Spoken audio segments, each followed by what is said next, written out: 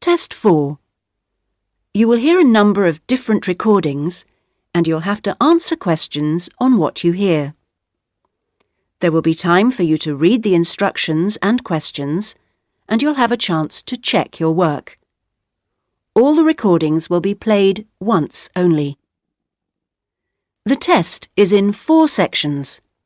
At the end of the test, you will be given 10 minutes to transfer your answers to an answer sheet. Now turn to Section 1. Section 1. You will hear a conversation between a student looking for a host family and a housing advisor. First, you have some time to look at questions 1 to 5.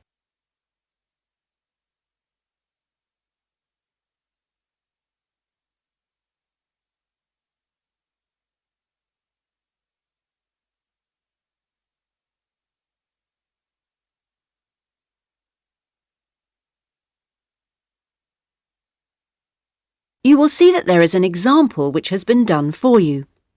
On this occasion only, the conversation relating to this will be played first. Good morning. How can I help you?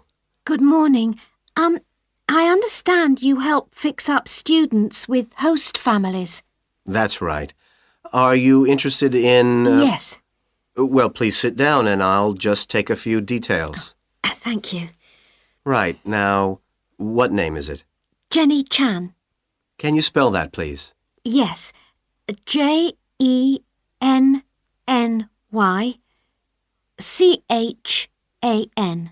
Right. And what is your present address? The student's name is Jenny Chan, so Jenny Chan has been written on the form. Now we shall begin. You should answer the questions as you listen, because you will not hear the recording a second time. Listen carefully and answer questions 1 to 5. Good morning. How can I help you? Good morning. I understand you help fix up students with host families. That's right.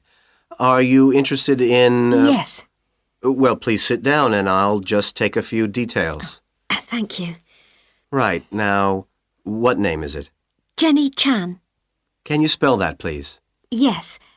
Jenny.Chan.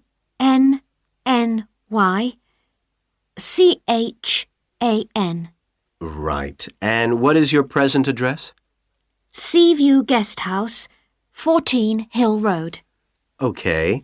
And do you know the phone number there? Yes, I have it here. 2237676. But I'm only there after about 7 p.m. So when would be the best time to catch you? I suppose between 9 and, past, before I leave for the college. Great. And can I ask you your age? I've just had my 19th birthday. And how long would you want to stay with the host family? I'm planning on staying a year, but at the moment I'm definitely here for 4 months only. I have to get an extension to my permit. You're working on it? Mm. Fine. And what will be your occupation while you're in the UK? Studying English? And what would you say your level of English is? Good, I think. I'd like to say advanced, but my written work is below the level of my spoken, so I suppose it's intermediate. Certainly your spoken English is advanced. Anyway, which area do you think you would prefer? Well, I'm studying right in the centre, but I'd really like to live in the northwest. That shouldn't be a great problem. We usually have lots of families up there. Before you hear the rest of the conversation, you have some time to look at questions 6 to 10.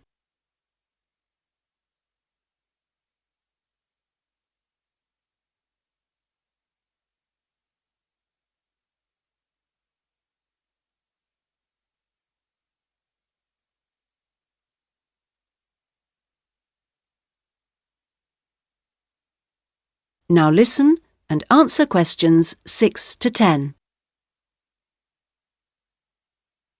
And do you have any particular requirements for diet? Well, I'm nearly a vegetarian. Not quite. Shall I say you are? It's probably easier that way. That would be best. Anything about your actual room? I would prefer my own facilities. En suite, is that right? Mm-hmm. And also, if it's possible, a TV. And I'd also like the house to have a real garden, rather than just a yard. Somewhere I could sit and be peaceful. Is that all?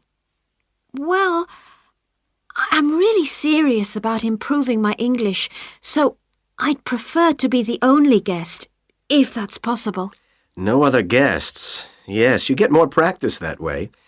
Anyway, obviously, all this is partly dependent on how much you're willing to pay. What did you have in mind? I was thinking in terms of about £60 to £80 a week, but I'd go up to 100 if it was something special. Well, I don't think we'd have any problems finding something for you. Oh, good. And when would you want it for? I'd like to move in approximately 2 weeks. Let me see, it's the 10th today. So if we go for the Monday, it's the 23rd of March. Yes. Right. Good. And if I could ask one last question. That is the end of section 1. You now have half a minute to check your answers.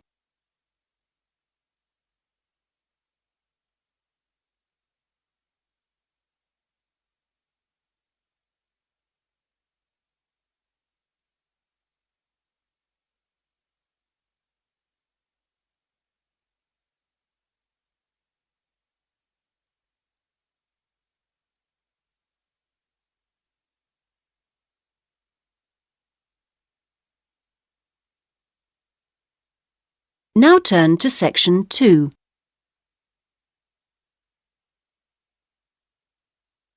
Section 2. You will hear a speech by an official at a meeting of a local football club at the start of a new football season. First, you have some time to look at questions 11 to 17.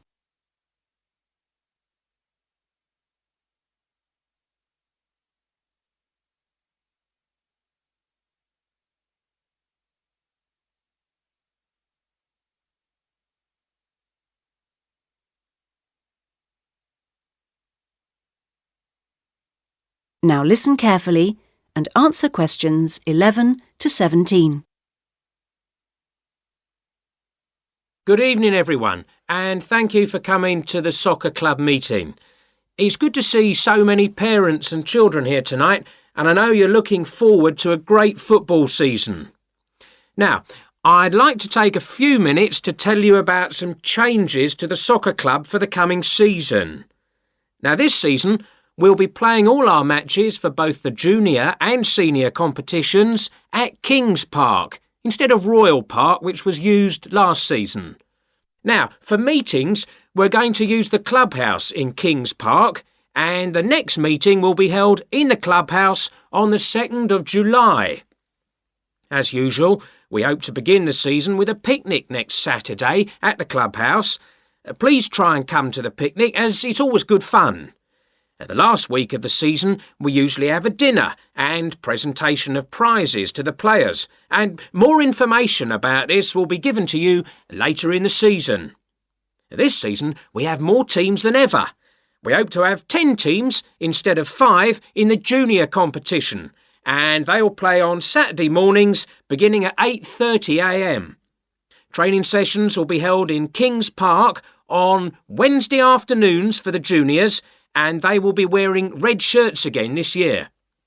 In the senior competition, there will be 4 teams, same as last year, and their games will be played on Saturday afternoons starting at 2:30.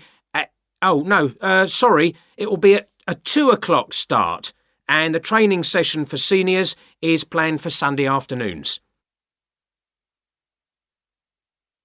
Before you hear the rest of the speech, you have some time to look at questions 18 to 20.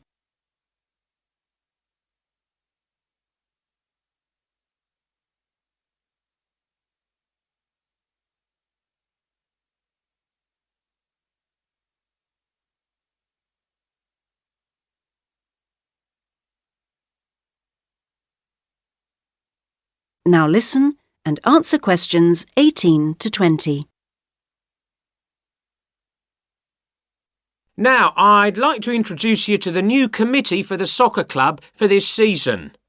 Firstly, let me welcome Robert Young, the new president, who will manage the meetings for the next 2 years. Robert's son has been playing football with the club for over 5 years now, and many thanks to Robert for taking on the job of president. Next, we have Gina Costello. She's the treasurer, and she'll collect the fees from you for the season. Please try and give Gina your fees as early as possible in the season, as the club needs the money to buy some new equipment. Then there's David West, who's volunteered to be the club secretary, and one of the many jobs he'll have is to send out newsletters to you regularly. If you have any information that may be useful, please let David know so that it can be included in these newsletters. Also, I'd like to introduce you to Jason Dokic, who is the head coach. For all the new members here tonight, this is the 3rd year that Jason has been with us as head coach, and we're very lucky to have such an experienced coach and former player at our club. He will continue to supervise the teams at training sessions and on match days. Now, before we finish and have some refreshments, does anyone have any questions they'd like to ask the new committee? That is the end of section 2. You now have half a minute to check your answers.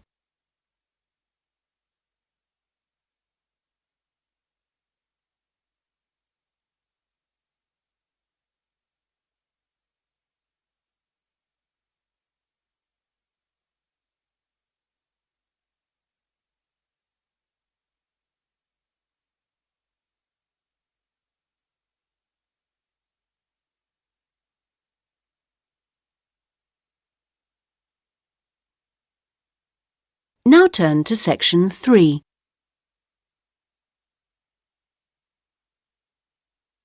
Section 3.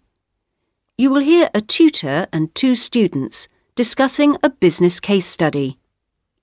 First, you have some time to look at questions 21 to 24.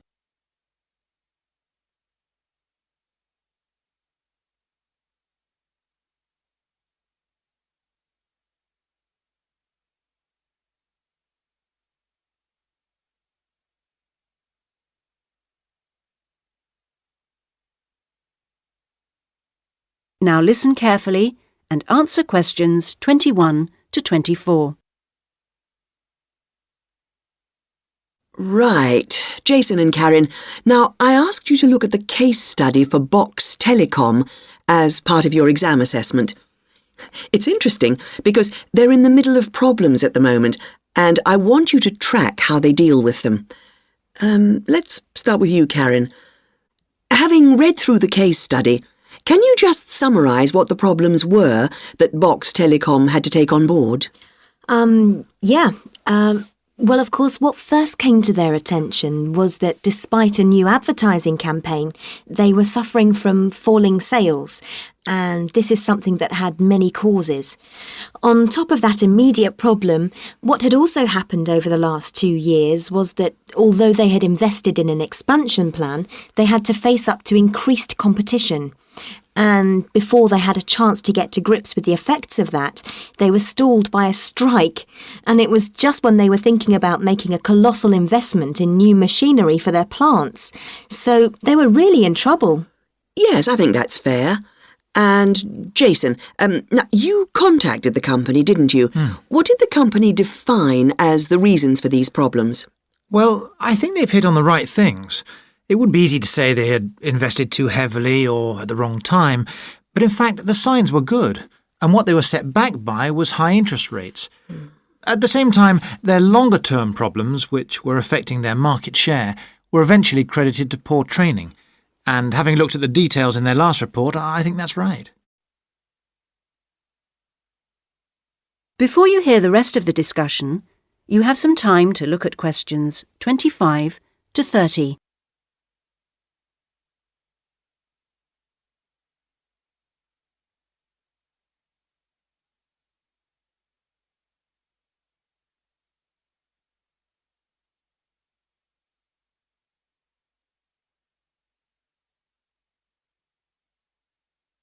Now listen and answer questions 25 to 30. So, on to the larger issues then. Karen, what do you think the company will do?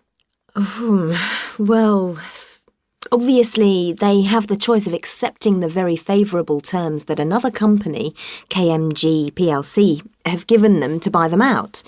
That would mean creating a new company with a new image. Or they could decide on a bolder move and offer some new shares if they wanted. But I think they're much more cautious than that and expect they will start trying to find individuals who'd be prepared to back them with some of the capital they need. Well, you mustn't always assume that dramatic problems require dramatic solutions. Sometimes there's a simple fix, such as changing the guy at the top. If they truly are cautious, then I suspect they will seek to shut down some of their shops. But a more ambitious approach, and one which I think would have more chance of success, would be to alter how they're running things, the management layers and the processes. So, in your analysis, try to think of all the options.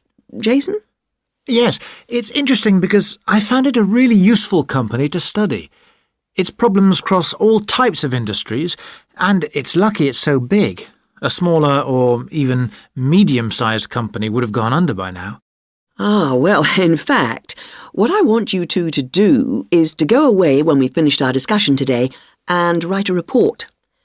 We've looked in general at the telecommunications market in the UK over the last few sessions, and I want you to take Box Telecom as an example and suggest some ways in which they might overcome their problems and outline the reasons why you think as you do. But try and keep it intrinsic to the company rather than dragging in other examples. Is that okay, Karen? Yes, I think I can do that. Personally, I've got great hopes for it. I think it will recover. That advertising campaign they did was very strong, and they're very innovative with their products. They set new trends. The company's got to recover, don't you think, Jason? I'm not sure. I think it can, but it's not a foregone conclusion unless they manage to attract the right level of investment. The company definitely needs a boost, and to attract more highly skilled workers if their recovery is to be long-lasting.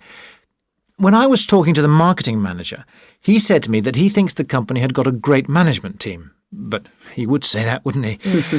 But they are suffering from having to work with outdated production machinery, and that could cost a lot to put right. Well, personally, I think the stock market is to blame. I think they were expecting too much of the company, and then inevitably it looked bad when it didn't perform. The market should have had more realistic expectations.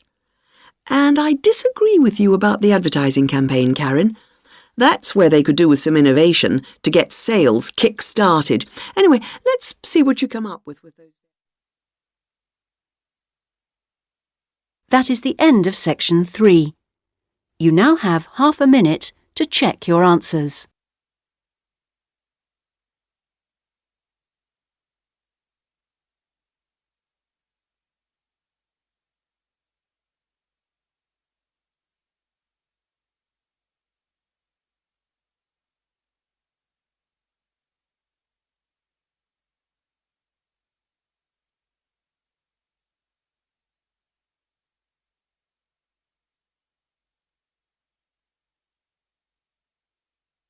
Now turn to section 4.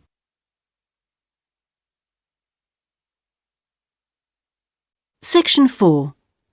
You will hear a university librarian giving a talk to new students. First, you have some time to look at questions 31 to 40.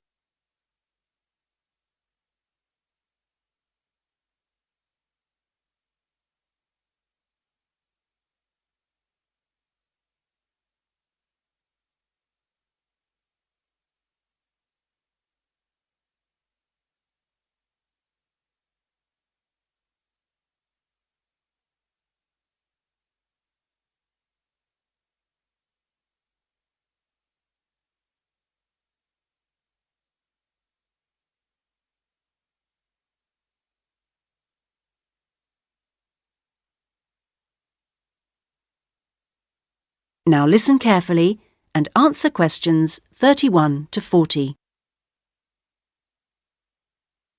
OK, are you all settled? Well, first of all, welcome to Cardiff University.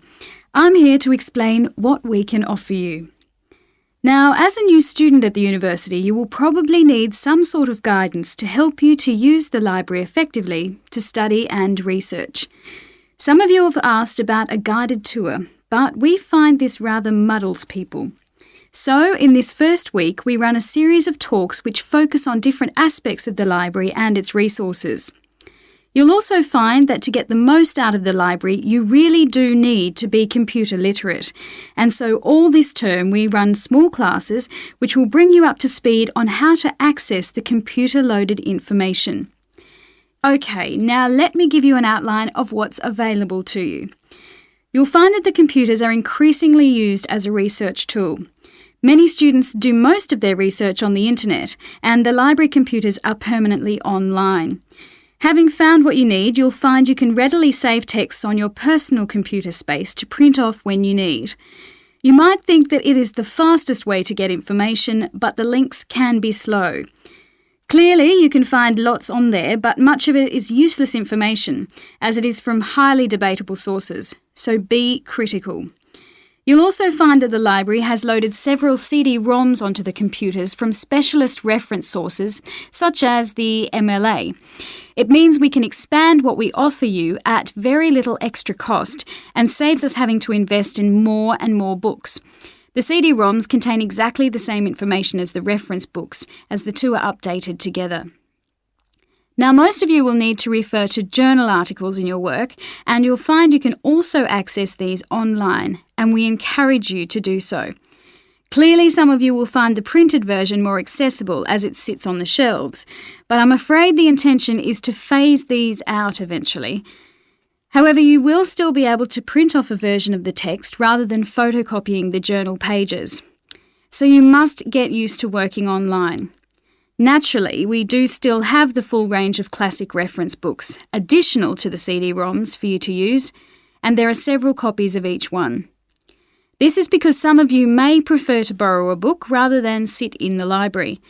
There is a restricted loan time on these so that they are not missing from the shelves for too long. Although there is a section manager for each part of the library, they are very busy, and so if you do get stuck looking for things, you should ask the relevant cataloguing assistant. As your training supervisor, I just oversee your induction and will not be around after this initial week.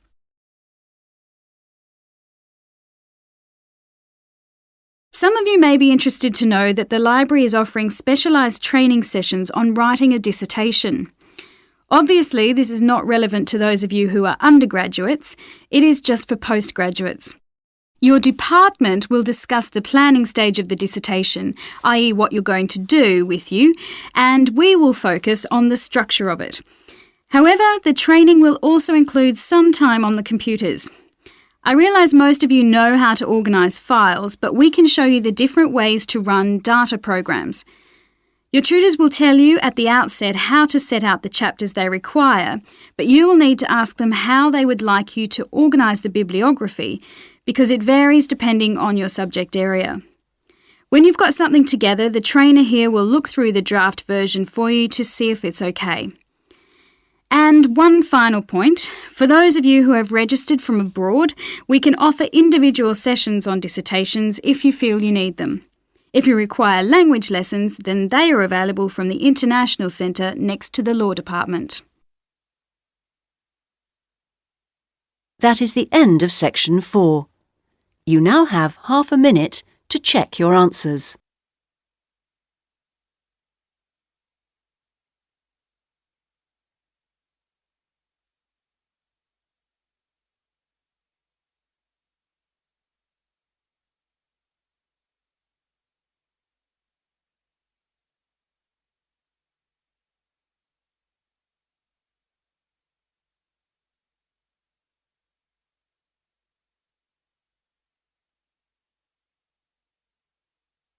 That is the end of the listening test. In the IELTS test, you would now have 10 minutes to transfer your answers to the listening answer sheet.